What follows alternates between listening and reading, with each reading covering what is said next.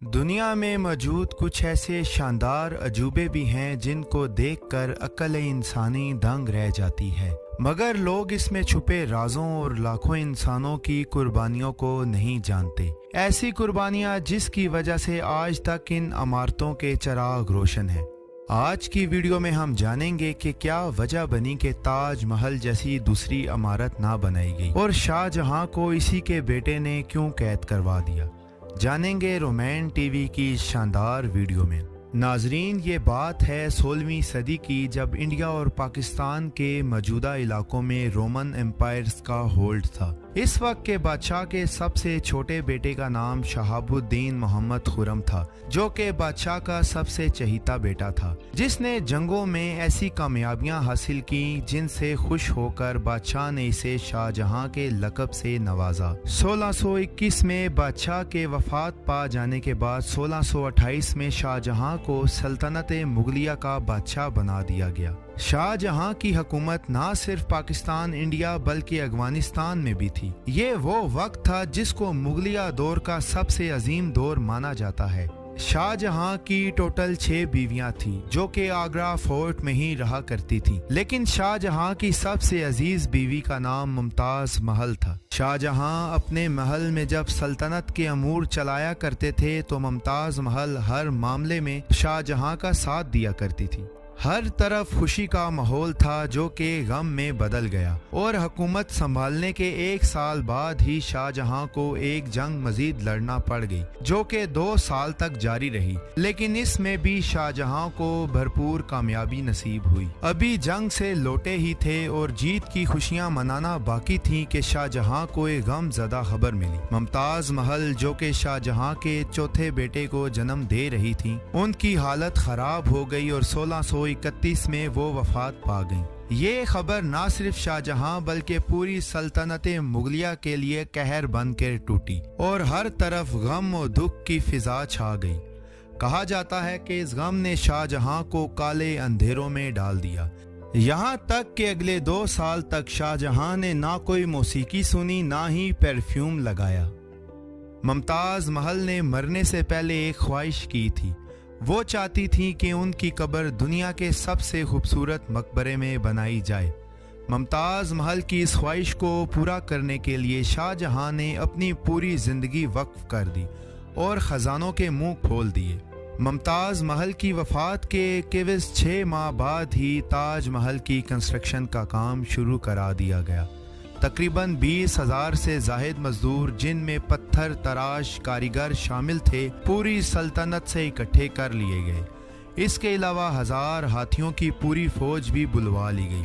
42 एकड़ पर फैले ताज महल का काम 1631 के आखिर में ही शुरू करा दिया गया। ताज महल का डिज़ाइन एक ईरानी आर्किटेक्ट ने बताया था, जिसका नाम शाहजहां ने अमानत खान रखा।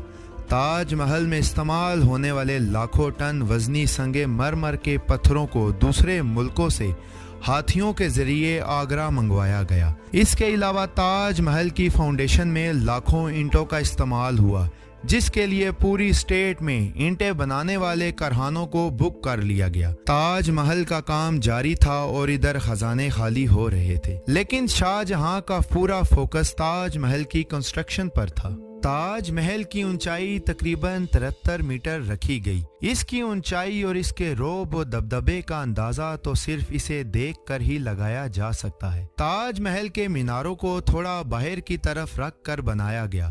अगर किसी जंग या जलजले की सूरत में ये मीनार गिरे भी तो बाहर की तरफ गिरें और ताज महल को कोई नुकसान ना पहुंचाएं। ताज महल की कंस्ट्रक्शन में इंजीनियर्स ने जो ट्रिक्स इस्तेमाल की, इसकी मिसाल आज भी नहीं मिलती। ताज महल की कीमत आज के दर्जनों बुर्ज खलीफा के बराबर है। ताज महल की फिनिशिंग के लिए इसको पीटरा डूरा यानी परचनकारी से डेकोरेट किया गया।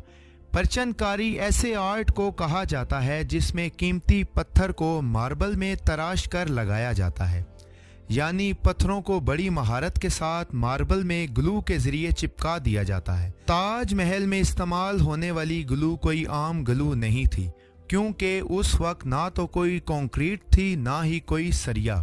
काफ़ी रिसर्च के बाद पता चला कि ताज महल पे लगाए जाने वाले पत्थरों को शीरा, लेमन और संगे मरमर के पाउडर को मिलाकर बनाए जाने वाले ग्लू से लगाया गया था।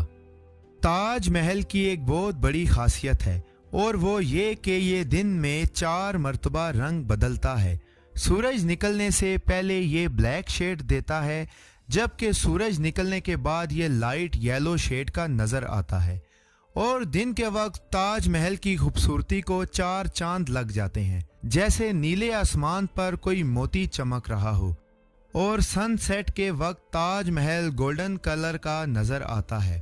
1654 में ताज महल तैयार हो चुका था और शाहजहां ने इसका नाम अपनी बीवी यानी मुमताज़ महल के नाम पर रखा। मुमताज़ महल से ताज महल।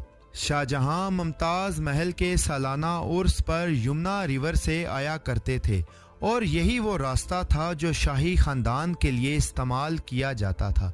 लेकिन ताज महल के दुख की दास्तान कुछ ऐसे शुरू हुई कि शाहजहां ने ताज महल बनाने वाले कारीगरों को पूरी जिंदगी के लिए एक बड़ी अमाउंट देकर एक एग्रीमेंट साइन करवा लिया, जिस एग्रीमेंट के तहत वो दूसरा ताज महल नहीं बनाएंगे। शाहजहां ने एग्रीमेंट तो ले लिया लेकिन शाही खजानों को बिल्कुल खाली कर दिया।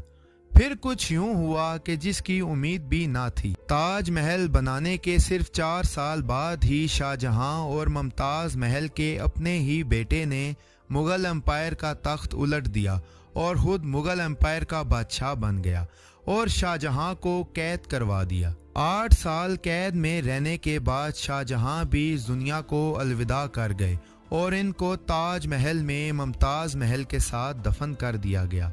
नाजरीन, इस दुख भरी दास्तान के बावजूद ताज महल को दुनिया का 7वां बड़ा अजूबा माना जाता है। उम्मीद करते हैं कि आज की वीडियो आपको बहुत अच्छी लगी होगी।